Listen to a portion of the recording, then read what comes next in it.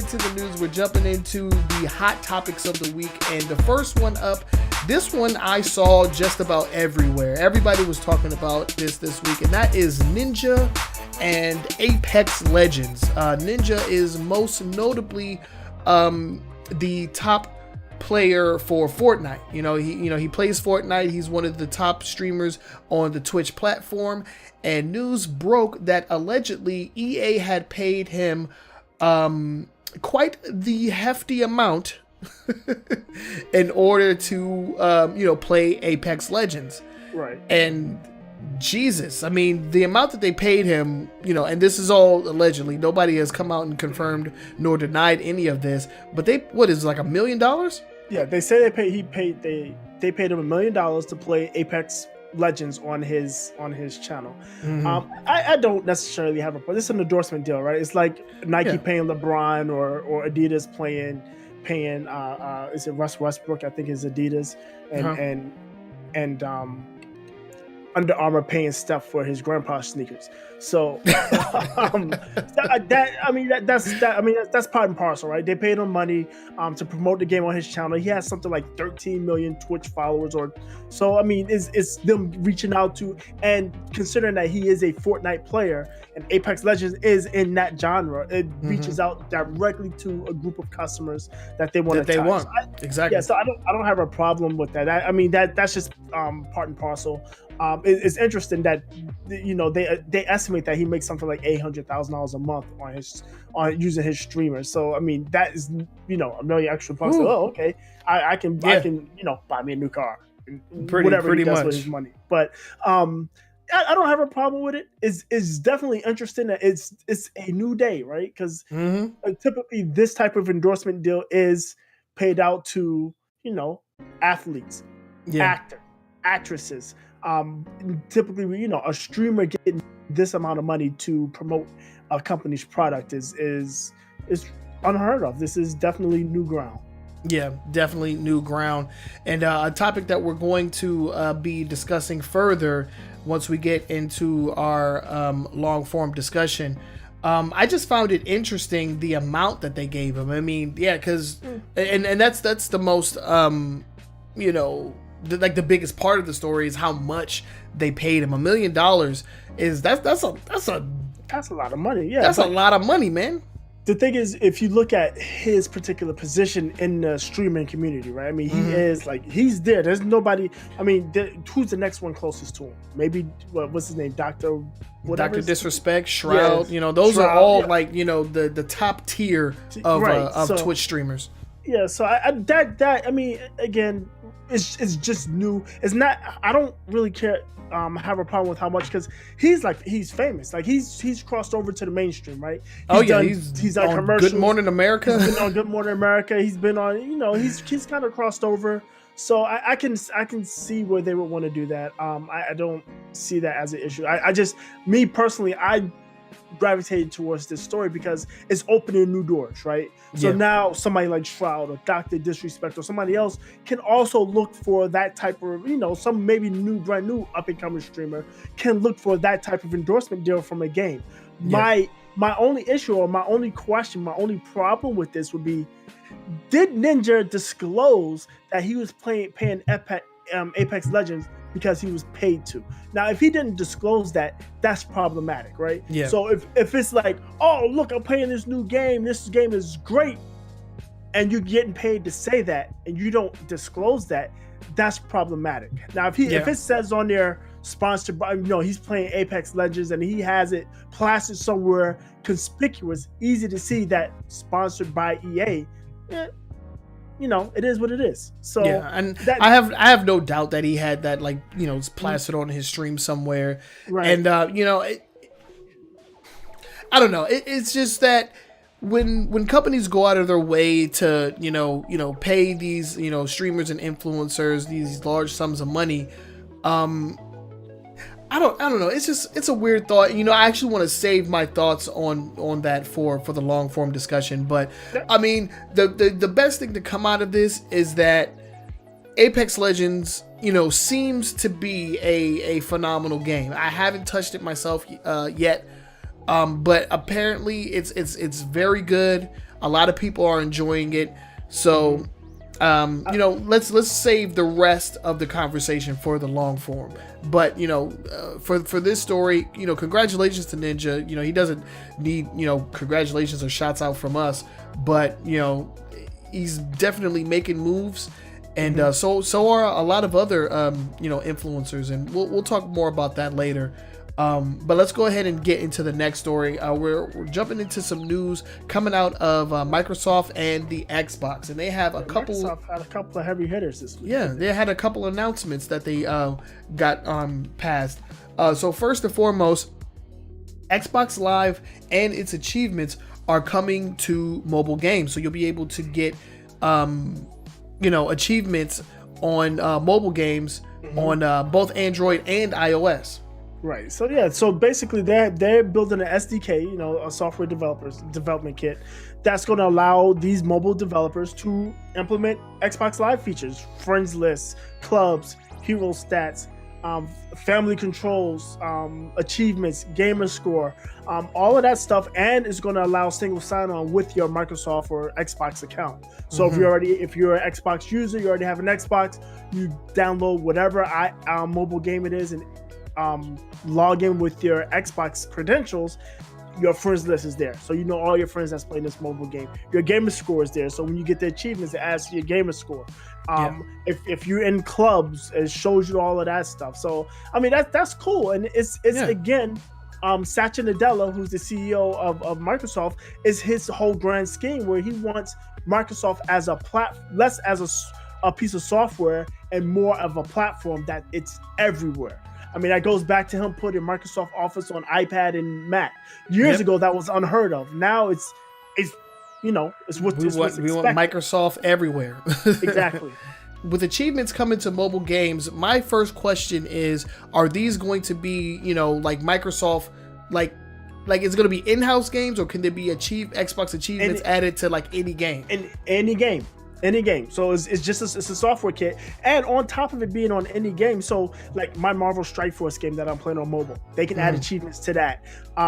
They can add achievements to games like Candy Crush or Diablo Immortals that's going to be coming out. So I mean, they can add achievements to anything, and on top of that, they don't have to have the whole kit and caboodle. They can do it a la carte. So if they just want to add achievements, or they just want to implement the single sign-on, they just want to implement friends lists, they can just do that. It'd be up to the developer to decide how much and what exact features they want to add into it. So do these developers, are they going to have to buy into the program, or is it something that is just being given out, As far as I read, there's no cost. As far as I read. Now there could be, but I don't see anywhere where there's a cost. And again, it would make sense that there wouldn't be a cost, because Microsoft right now, they're not trying to make a ton of money. They're trying to build that brand. They want everything Xbox. So like, think about it. If you're like, because a lot of people now, they're being introduced to gaming on their phones and their tablets, right? Especially young children. Now, if the kids are like, they're playing games on they're playing Roblox. That's real popular. I know that because I have an 8-year-old. They're playing Roblox on the iPad, and all of a sudden they start getting these Microsoft achievements. Now they got a little bit of reason to say Christmas time, when they're 12, 13, like, I want a game system, and I already have an Xbox account. I already got gamer score for Xbox, so I want to get ahead and get an Xbox. Oh man, so I could just imagine the flooding of like gamer score now, man. Gamer scores are going to be inflated after this, man. Definitely.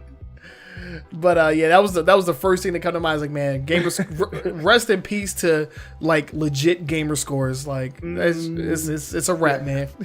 Yeah, isn't there a dude? There's one guy that has like a 2 million gamer score. He got like all kinds of special stuff for it.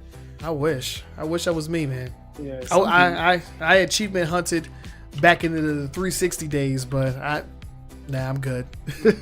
Yeah, Stallion 83. I think we even talked about this guy. I think we talked about him. Yeah. When he reached the 2 million 2 million mark. Yeah. 2 million mark. Yeah. That was a while ago. Yeah. Yeah. All right. So let's go ahead and keep it moving, because we have a few more things involving Microsoft. And yeah, go ahead. I'll let you take the next one. I think this is a big one too. Minecraft is being added to Microsoft's Game Pass service. So if you don't know what Minecraft is, I don't think you're a gamer. I don't think you've ever played a game in your life. You don't know what not that you haven't played it.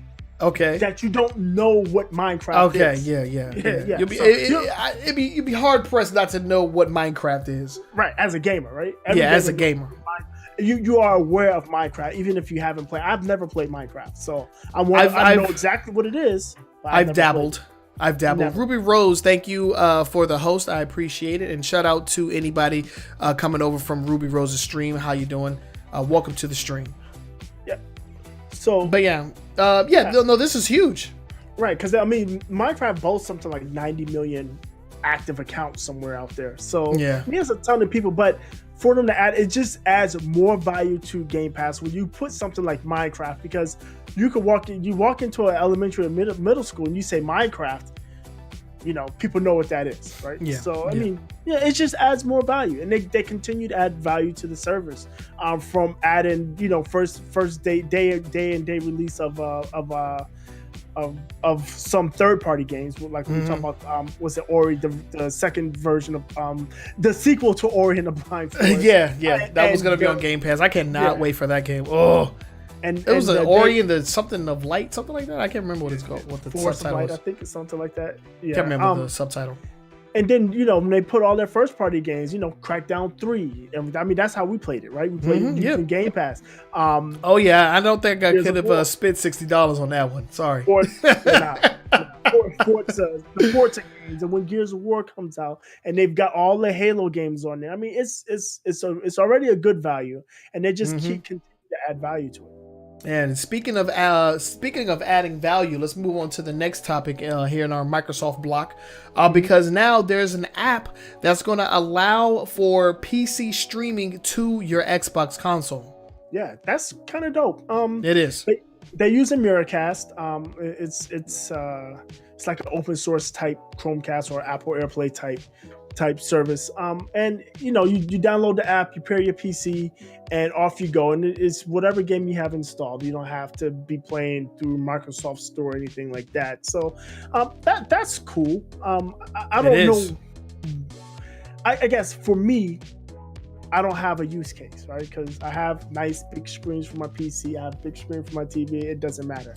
I mean, it would make for somebody like me, it could just be a little bit more convenient, because the way that I have my setup, I can plug my PC into my big TV using an HDMI cable. But if I could just stream it to my console, then I don't have to mix and match all those plugs and everything. I could just go right from the get-go. Then that'll allow me to play a lot of my games that are only on PC, some indie games. I could just play those on the couch, like with my brother or with like anybody.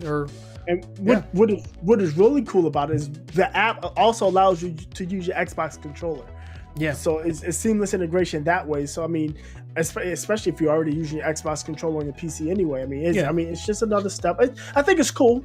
I don't have a problem with it. I'm sure there's use cases out there.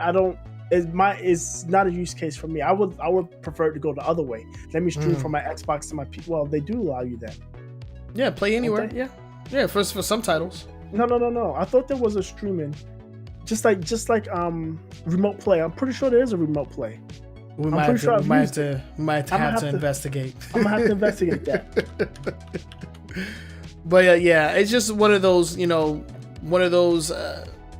features that's going to just prolong the life of Xbox as a brand and as a service, way after the Xbox One is gone.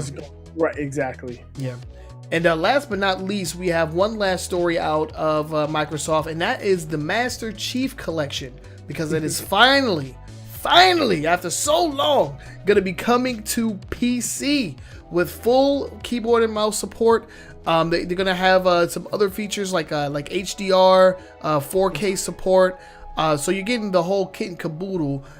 But there was some issues that I had with how they're going to be selling this product, because they're not going to give it to you all at once. they're gonna kind of be like piecemealing it from what I've read. Really? Oh yeah. Yeah. Yeah, they're gonna release it in like chronological order per game lore. So it'll be Reach first. Reach is first. Then Halo, Halo 2, Halo 3, Halo ODST, and then Halo 4. Right. Huh. That's interesting. Very, very strange. And then with those releases, I don't think that it's not gonna be the full packaged game in those releases. I think it's gonna come with the multiplayer. And if you want the story modes or any of like the horde modes or anything else, you're gonna have to purchase those as well. Extra. Right. So I don't know if I like that. Yeah, I would. Me personally, I would wait for all of them to be released, and then there would be a bundle at the end.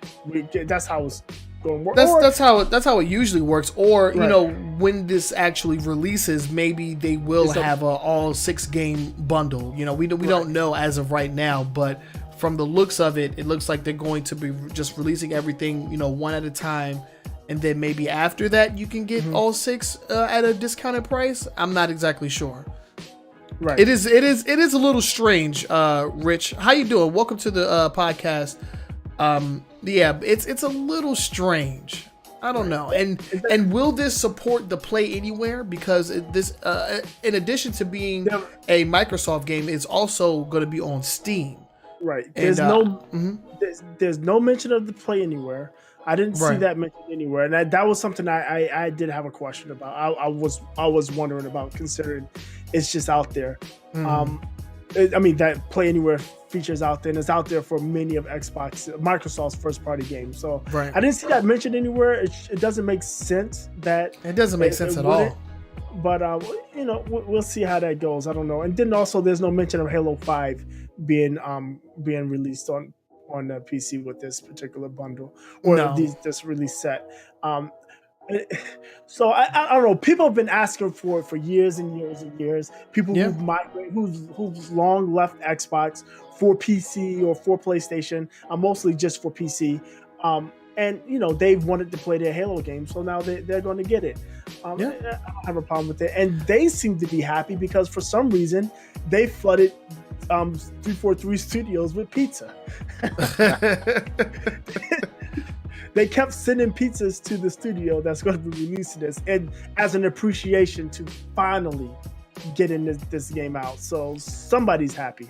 Yeah, I mean, there's reason to be happy. I mean, this is the first time that we're going to get the remastered versions of Halo 1 and 2, you know, anywhere except for Xbox. So that's pretty cool. And the dope thing is they're not getting the 2007 version of Halo 2. They're gonna get the most recent, you know, remastered or the remastered version. So I think that's really cool.